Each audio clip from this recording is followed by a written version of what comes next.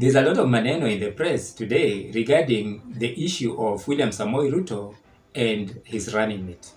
Some people think that there's a disagreement between those people who support Rigathi Gachagua and those ones who support Professor Kindiki.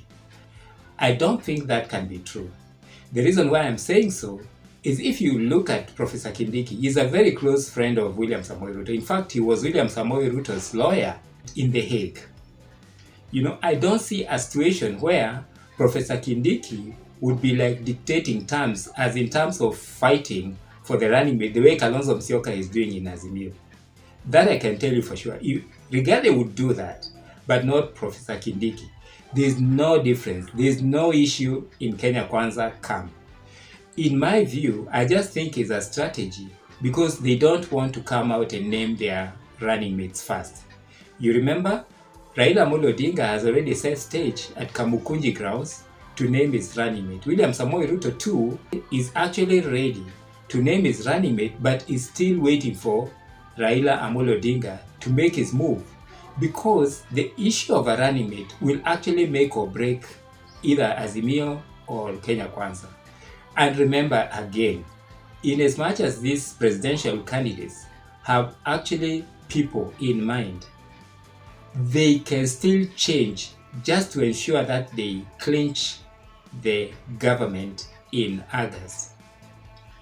On this side of Azimio, there's Kalonzo Musyoka.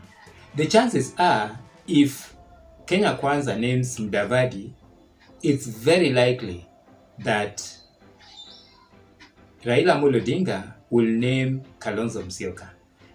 That is a card that is there. So don't think the deal is done yet. It's not done until it's over. Maybe the issue at Karen is the issue of actually, resources. You remember in the leaked agreement, William Samoei Ruto promised Mudavadi 30% of government, including the post of the Prime Minister. And there's also another issue, mainly for Mount Kenya people, is this issue of one man, one vote thing. And I think what is being discussed is not really whether Kindiki has to be the running mate of William Samoei Ruto or Rigathi Gachagua. The thing that they may be doing is discussing now how they are going to con Mudavadi, how that is going to change, because I can assure you, Mudavadi is not going to get 30% of government. He's not going to get the 7 cabinet slots or the 6 cabinet slots that has been promised.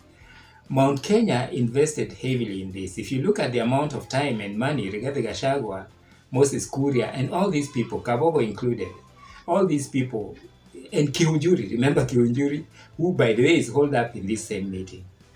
If you remember the time that they spent actually trying to bring Kenya Kwanza together, forget UDA, they went their parties, but they are all united in Kenya Kwanza. If you see the time they've spent in bringing that together, they are not just about to let that go by actually giving Mudavadi the deputy president position. So I think it's more like a strategy to me. It's more like, what will Raila Amolo Odinga do? And if that's what's going on there, is it likely that Raila Amolo Odinga could postpone this thing as well? Everybody is trying to push this issue of the deadline to the end.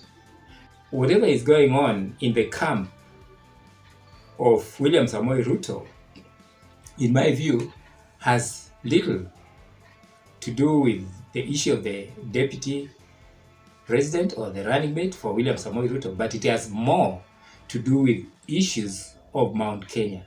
The real disagreement in Kenya Kwanza, or the fallout in Kenya Kwanza, is going to happen if and when they take government. That I guarantee you. It will not take time. The fallout will be big, because that is when you will see those guys of Kenya Kwanza fighting. Kenya Kwanza is unlike Azimio. And talking of Raila Amolo Odinga and Azimio, does the choice of Kamukunji grounds reveal something? Yeah? Kamukunji ground historically is a place where mainly independents or people who are struggling for democracy fought. You remember wakina Rubia, wakina Koigi Wambwere, wakina Orengo, Raila's own father, Jaramogi Oginga Odinga, Raila himself, Shikuku, Martin Shikuku, and even Kibaki, by the way. Kibaki was an MP of Kamukunji, I think. Yeah, Kamukunji, sometimes back before actually he went to Odaya. By choosing Kamukunji grounds, does this reveal the fact that Raila Amolo Odinga is going to unveil someone from Mount Kenya? To me, it does. It does reveal that Raila Amolo Odinga will actually unveil somebody from Mount Kenya. Do you think the postponement of announcing a running mate for William Samoei Ruto is due to the disagreement between Professor Kindiki and Rigathi Gachagua? I don't think so. Thank you very much for tuning in.